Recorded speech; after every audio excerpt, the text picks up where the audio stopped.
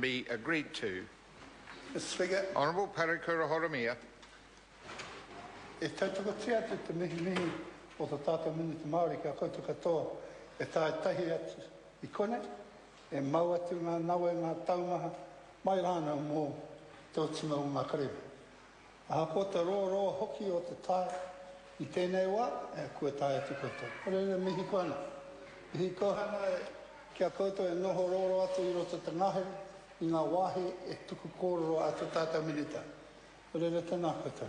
A koa ngā piki ngā heke, ngā pakanga, e kone ke tātou hei whai kaha hei o te pai o koutou. E tika atu I te mihi atu ki a rātou e rere atu. E haere atu ki tērā wāhi, e mohe atu tātou a koa nā wai no Whare, e tai atu te katoa I rere. Mā tangata pērā I a Bill, ki a rātou mā. A tūpaka ke e kore I kone. E mohe heo atu tātou, e nui atu ngā konohi kāre e kone, e whare ki ti atu te huarahi o te taipai pēnei tonu. Rere a koutou katoa e mihi koana. Tēnā koutou, tēnā tātou katoa. E hehe ana I te tuku kōrero mau ingoa e waiho atu wetahi I wahara. Engari I a koutou katoa, tēnā koutou. Mr. Speaker, Labour will be supporting this bill as we have from 2004 and look forward to a great day finishing well for these people who have travelled a long, long way. And I join with the Minister of Māori Affairs in the references that he has made to the dastardly deeds of the Crown and everything else, but certainly mentioning clearly about trying to put things right, as much as it is not everything that should be put right, but at least it is a start in relation to nationhood. We preach and leach at times about nationhood, but certainly one wonders whether we are serious about it. And today in this claim from Ngati Manawa and Ngati Whare, certainly we hope that it is a start to correct those things that weren't good, that weren't nice, and certainly have sat around for a long, long time. I want to commend Ngati Manawa and Ngati Whare for their patience, for their perseverance, and most of all, having enough courage to get to this stage of the settlement process. The Ngati Manawa ARP was signed on 18th of September 2008. It certainly is important to mention, Bill Burt. There are people that you meet in working in this place, or your long time was working with Māoridom, and there are certain characters that stand out, and Bill was just that. He had a smile a mile long. I saw him convince Pākehā minds to turn around from through his sheer tenacity. And certainly Bill is missed here today. Maramina Verco and all of those people who have really supported this thing. The bill settles all remaining historical treaty claims of Ngati Manawa. Both iwi were part of the CNI deal in 2008. The real issue for me in relation to Manawa and Ngati Whare is they took the time to step back in relation to their settlement pathway to make sure that the CNI deal was settled, and they need to be recognised for that. Financial redress through the CNI forest land settlements, Ngati Manawa's share is 12.2 million. We need to recognise that Ngati Manawa's negotiations were put on hold and that they had some real tensions in getting here. There is special unique redress in relation to Ngati Manawa, and I wish there was more of this, Minister, in other settlements. 2.6 million for special projects nominated by Ngati Manawa. That certainly is recognising and showing courage and trust. I think one of the great things in Ngati Manawa's settlement is the name changes. I wish it could happen a lot more. I get sick of looking at Lochinvar Street or Westwood Way or whatever else, knowing that they have Māori names. And there needs correction, and that Lake Aniwhenua and Aniwhenua Falls will be changed to Aniwanua is something worthwhile recognising. And I think it's enough to do a lot more of. Te Runanga o Ngati Manawa Fisheries Advisory Committee will have a direct link with the Ministry of Conservation and Fisheries. They will be facilitated in relation to having a key role between Ngati Manawa, the Crown, Environment BOP and energy industry reps to discuss these issues.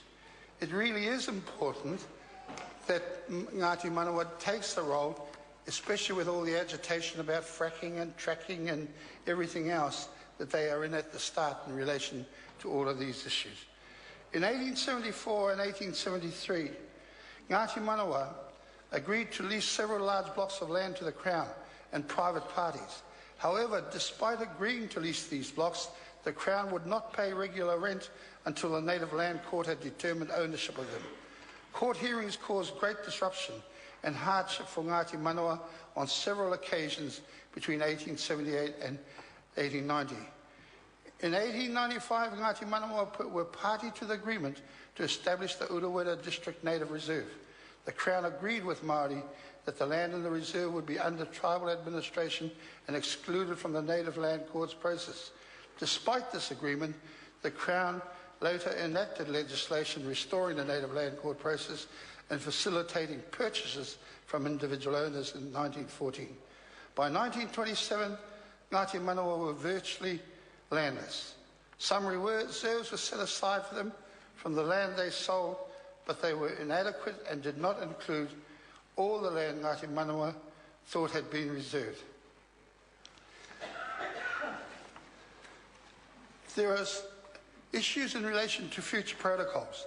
The deed of settlement provides for certain ministers to issue protocols that set out how their respective agencies will interact with and consult Ngati Manawa when carrying out statutory duties and functions. The protocols have been tailored to reflect the aspirations of Ngati Manawa. These ministers are Minister of Fisheries, Minister of Conservation, Minister of Energy and Resource, and Minister for Arts, Culture and Heritage. Not wanting to name the ministers, but I want to suggest to Ngati Manawa to make sure that you've got a good team up there and that those ministers stick to the charter, not like in 1827.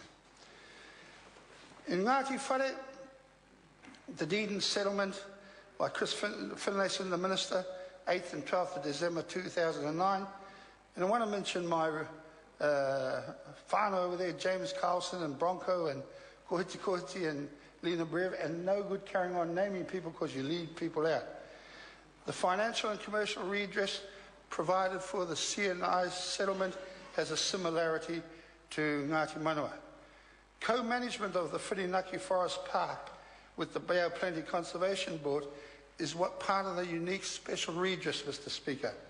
640 hectares of the Crown 10% of CNI forest lands for Project Whirinaki, a regeneration project, and I think that's where the iwi show their kindness. Somebody else chops the forest down and gets the lumber and they miss out. So, in relation to Ngati Whare, Mr. Speaker, Minginui and Te Whaiti were huge workforce towns. Māori are loyal, especially in Ngati Whare and Ngati Manawa, Mr. Speaker. If you take Murupara, those three towns, they had huge workforce populations. And in relation to the atypical departure of the Crown, a lot of people were put asunder with high unemployment, unnecessarily failing economic businesses and that, and the Māori people there suffered. It certainly is a great testament to their ability to be here today finalising these settlements. I think we need to remember that Māori were loyal for years and generations, that they worked for the company, that they built Murupara, they built Te Whaiti, they built Minginui, and they lived in it and it thrived. They are towns that are still thriving. There are empty houses and there are a whole lot of sections and opportunities for these two great iwi in relation to this settlement. We will be supporting this bill to the end, and I want to thank Minister Finlayson especially for his efforts, and those members of OTS, Crown Forest Rental Trust, Te Puni Kōkiri, and all those officials sometimes who get damned for whatever they may do.